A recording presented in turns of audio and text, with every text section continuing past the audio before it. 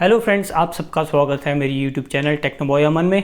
और दोस्तों, आप सबका वेरी वेरी थैंक यू। आप इतना सपोर्ट कर रहे हो और आपके लाइक्स और कमेंट्स काफ़ी सारे आते हैं डेली, तो आप सबका मैं थैंक यू करता हूँ। आप मुझको ऐसे ही सपोर्ट करते रहना। सो फ्रेंड्स, इस वीडियो में मैं बात करूँगा जो साइकिलिंग के हेल्थ बेनिफिट्स होते हैं उसके बारे में। जो साइकिलिंग है, साइकिलिंग बहुत ही अच्छी एक्सरसाइज होती है। अब रनिंग भी बहुत अच्छी एक्सरसाइज होती है, बट रनिंग थोड़ी ज़्यादा इंटेंस एक्सरसाइज होती है। उसमें जो आपके प्राइमरी और सेकेंडरी मसल्स हैं वो ज़्यादा काम आते हैं। बट जो साइकिलिंग है, साइकिलिंग में आपके जो प्राइमरी मसल्स हैं, लोअर बॉडी और अपर बॉडी थोड़ी कम काम आती है, बट इसकी इंटेंसिटी कम है। इंटेंसिटी कम है, बट इसका फ़ायदा भी है रनिंग में, क्योंकि इंटेंसिटी हाई होती है। इसीलिए रनिंग में जो इंजरीज़ होती हैं, इंजरीज़ होने के चांसेस ज़्यादा होते हैं।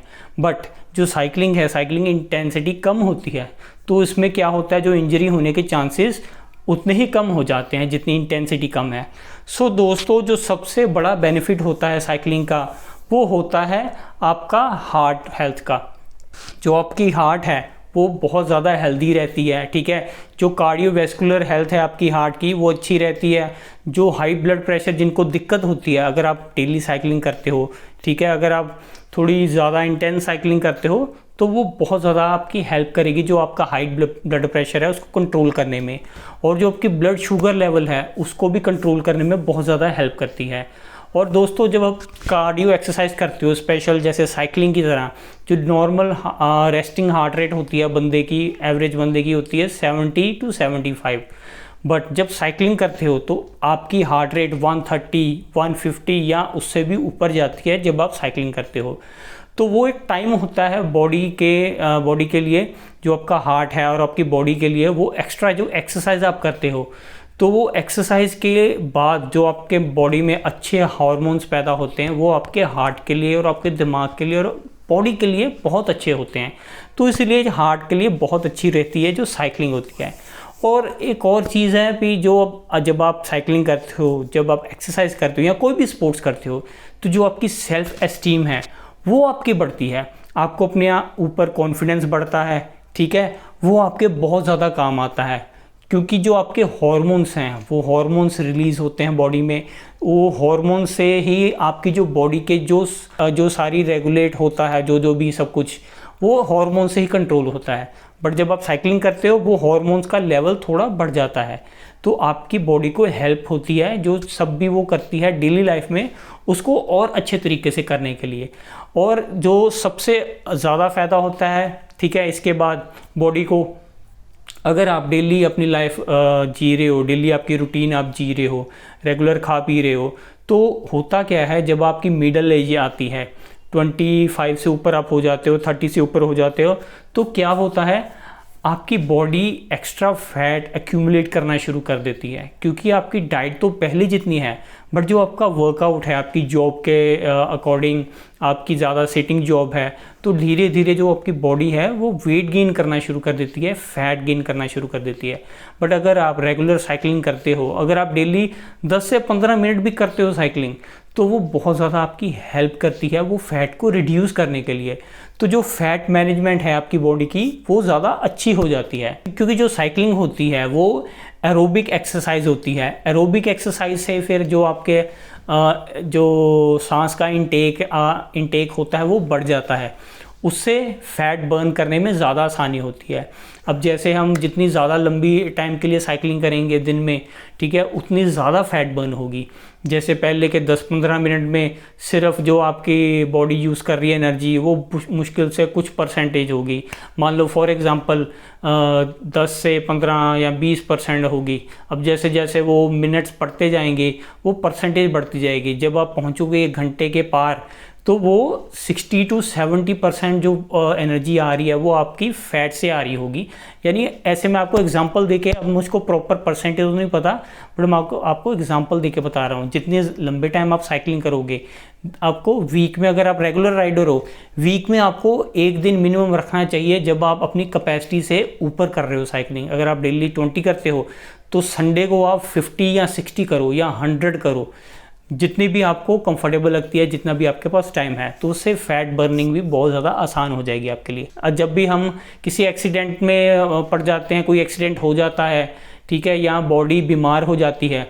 अगर आप साइकिलिंग करते हो, ठीक है, तो जो आपकी रिकवरी होगी वो नॉर्मल बंदों से जो साइकिलिंग या कोई एक्सरसाइज नहीं करते उससे ज़्यादा फास्ट रिकवरी होती है। अब जो भी, जैसे फॉर एग्जांपल अगर कोई नी की प्रॉब्लम है, किसी को ऐसी कोई दिक्कत होती है, तो डॉक्टर्स उनको सजेस्ट करते हैं आप साइकिलिंग स्टार्ट करो। साइकिलिंग से जो नी की इंजरी होती है या जो लेग्स की जॉइंट्स की इंजरी होती है वो बहुत ही जल्दी रिकवरी फेज में जाती है। हाँ, बट अगर आप मेरी वीडियो देख के स्टार्ट मत करना, अपना जो डॉक्टर है, डॉक्टर से रिकमेंडेशन ज़रूर ले लेना, मुझको साइकिलिंग करनी चाहिए या नहीं करनी चाहिए, क्योंकि मैं तो सिर्फ एडवाइस दे सकता हूँ, मैं अपना एक्सपीरियंस शेयर कर सकता हूँ, बट जो असली जो फैसला है वो आपके ऊपर रहेगा। आपने कितने किलोमीटर करनी है, कैसे करनी है, क्या खाना है, क्या पीना है, मैं तो सिर्फ आपको एडवाइस कर सकता हूँ अपने एक्सपीरियंस के बेस पे। तो एक चीज़ और होती है, जो लोग साइकिलिंग करते हैं, स्पेशली हाई इंटेंसिटी साइकिलिंग करते हैं, 30, 40, 50, वो भी बहुत ज़्यादा फास्ट, जिनकी हार्ट रेट 150 से ऊपर ज़्यादातर कई बार रहता है, तो अक्सर देखा गया है जो वेटरन साइकिलिस्ट होते हैं, जो साइकिलिस्ट होते हैं जिन्होंने अपनी जो फील्ड है वो साइकिलिंग को ही चूज़ कर रखा है, ठीक है, या बहुत ज़्यादा तगड़े राइडर होते हैं, उनकी जो एवरेज लाइफ होती है वो आम इंसान से ज़्यादा होती है। यानी फॉर एग्जांपल अगर आम इंसान की जो एवरेज लाइफ है 71, 72 है, तो अगर जो वेटरन साइकिलिस्ट है, ठीक है, तो उसकी लाइफ एक्सपेक्टेंसी 80 से ऊपर होने की ज़्यादा चांसेस हो जाते हैं। आप यानी लॉन्गर लाइफ टाइम आप एक्सपेक्ट कर सकते हो अगर आप बहुत अच्छे साइकिलिस्ट रहे हो, रेगुलर साइकिलिस्ट रहे हो। और इससे आपको अंदाज़ा हो ही रहा होगा, अगर आप साइकिलिंग करते हो रेगुलर, तो एंटी एजिंग का भी काम करती है जो साइकिलिंग होती है। यानी जो आपकी एज है, एज को बढ़ने से एक हिसाब से स्लो कर देती है, या किसी एज में कई साल होते हैं उसको रोक देती है। अब जैसे मैं भी हूँ, जो मेरे साथ में पढ़ने वाले जो भी मेरे स्कूलमेट्स थे, ठीक है, अब मैं आधे से ज़्यादा स्कूलमेट्स को मैं देख के नहीं पहचान सकता। क्यों? क्योंकि उनके फेशियल जो है चीज़ें वो चेंज हो चुकी हैं, जो बॉडी की सारी चीज़ें वो चेंज हो चुकी हैं, कई मोटे हो गए हैं, कई यानी थोड़ा अब एज के हिसाब से लगना शुरू हो गए हैं। बट अगर आप मेरी फ़ोटो देखोगे स्कूल की, ठीक है, अगर मैं अभी भी वैसे ही मैं थोड़ा कपड़े वगैरह पहन लूँ तो मेरा भी उतना ज़्यादा नहीं फ़र्क पड़ा है, क्योंकि मैंने साइकिलिंग बहुत ज़्यादा करता रहा हूँ एक टाइम पे, और अगर कम भी की है बट फिर भी मैंने छोड़ी नहीं है साइकिलिंग। तो उससे एंटी एजिंग वाली जो चीज़ है वो मैंने अपने ऊपर भी मैंने एक्सपेरिमेंट एक हिसाब से करके देखा हुआ है, बहुत ज़्यादा फ़र्क पड़ता है आपकी, यानी एज एक हिसाब से थम जाती है, स्लो हो जाती है।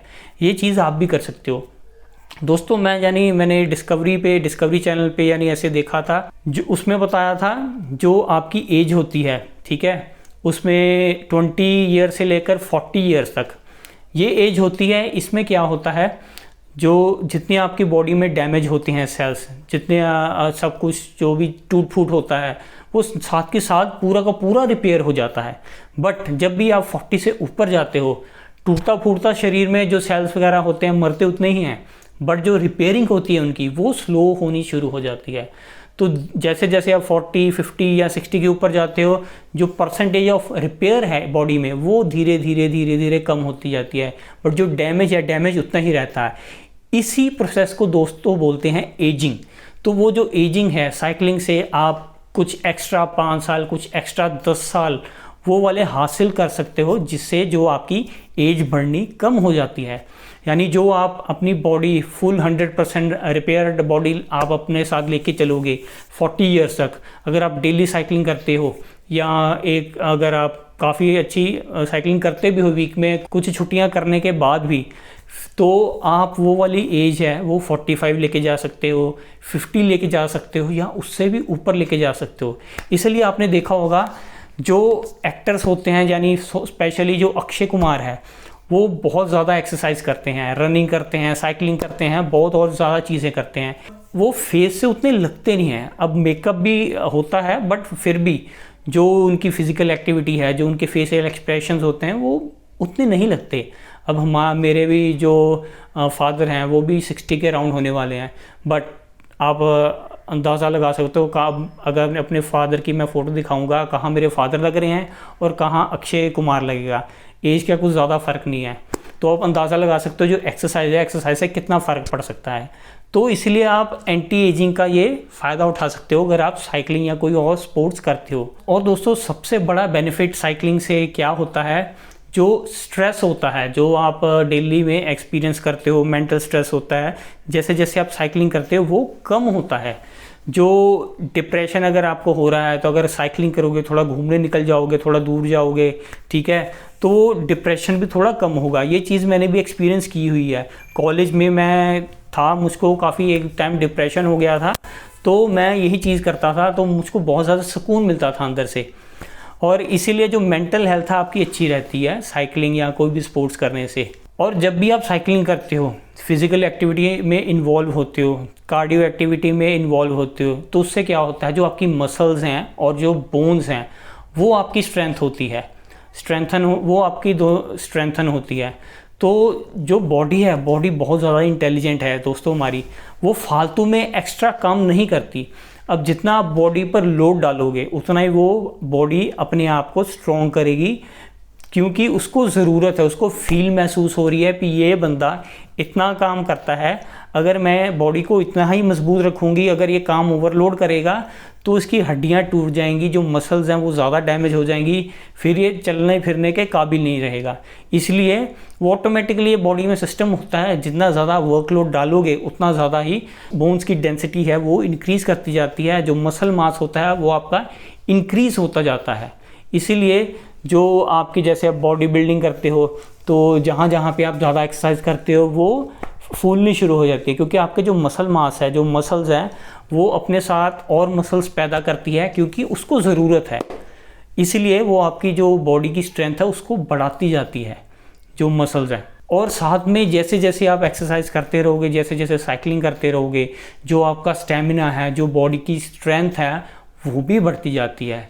तो इससे आपको लॉन्ग टाइम में फ़ायदा ज़रूर होता है। इससे आपके इंड्योरेंस, स्टेमिना सब कुछ बढ़ेगा, और आपको कहीं भी लाइफ में कहीं भी ज़रूरत होगी, ठीक है, फिज़िकल एक्टिविटी करने के लिए, तो आपकी काफ़ी ज़्यादा काम आएगी। और जब भी आप साइकिलिंग करते हो, जितनी भी ऐसी बीमारियां हैं जिसका अभी इलाज नहीं है या इलाज कम है, पक्का इलाज नहीं है, जैसे कि कैंसर जैसी बीमारी होगी, अगर आप डेली साइकिलिंग करते हो या कोई स्पोर्ट्स एक्टिविटी करते हो तो ये सब बीमारियों से आप काफ़ी हद तक दूर रह सकते हो। रिस्क जो होता है कैंसर होने का वो कम हो जाता है।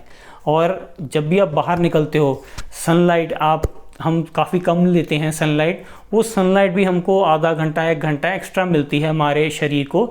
दोस्तों होता क्या है, जो हमारी हड्डियां हैं, हड्डियों को ज़रूरत होती है कैल्शियम की, कैल्शियम से ही जो हड्डियां हैं वो स्ट्रोंगर बनती हैं। बट अगर हमारे शरीर में एक चीज़ की कमी है तो शरीर कैल्शियम को एब्जॉर्ब नहीं कर पाता हमारे खाने से, और वो सब कुछ वेस्ट चला जाता है। काफ़ी हद तक जो कैल्शियम है वो वेस्ट चला जाता है अगर वो चीज़ की कमी है। वो चीज़ क्या है दोस्तों, विटामिन डी। और विटामिन डी का जो मेजर सोर्स होता है वो होता है सनलाइट। अगर आप धूप में नहीं निकलते हो, अगर आपके पास थोड़ी बहुत टैनिंग नहीं है, अब ये टैनिंग मेरे पास भी है, टैनिंग मैं धूप में निकलता हूँ तो थोड़ी बहुत टैनिंग मेरे पास भी रहती है। तो अगर आपको टैनिंग नहीं होती तो वो चीज़ गलत है दोस्तों, आपको थोड़ी बहुत टैनिंग लेनी चाहिए। यानी अगर आप हफ्ते में 3-4 दिन रखोगे, आधा पौना घंटा सुबह, आधा पौना घंटा शाम को, ठीक है, तो आपको अच्छी खासी विटामिन डी मिलेगी और आपके कैल्शियम एब्जॉर्प्शन है बॉडी की वो अच्छी रहेगी। सो दोस्तों बहुत ज़्यादा आपको हेल्प होती है जो आपकी हड्डियाँ को स्ट्रॉन्ग रखने के लिए। अब जो ये मैंने सारी चीज़ें बताई हैं, सिर्फ यही बेनिफिट नहीं होता है साइकिलिंग का दोस्तों, और भी बहुत सारे बेनिफिट्स होते हैं। जो इसके अलावा और भी बेनिफिट्स आपको फील होते हैं पी साइकिलिंग के होते हैं, वो आप नीचे कमेंट करके मुझको ज़रूर बताना। और आपको ये वीडियो कैसी लगी, वीडियो मुझको पता है थोड़ी सी लंबी बन गई है, बट ये सारे बताने मेरे लिए ज़रूरी थे इस वीडियो में। तो दोस्तों आपको अगर ये वीडियो अच्छी लगी तो वीडियो को लाइक करना और सब्सक्राइब ज़रूर करना, और मुझको ऐसे ही आगे सपोर्ट करते रहना। और दोस्तों अगर आपने ये पूरी वीडियो देखी है तो प्लीज़ लाइक करना मत भूलना। मिलते हैं दोस्तों नेक्स्ट वीडियो में। Happy cycling and bye bye.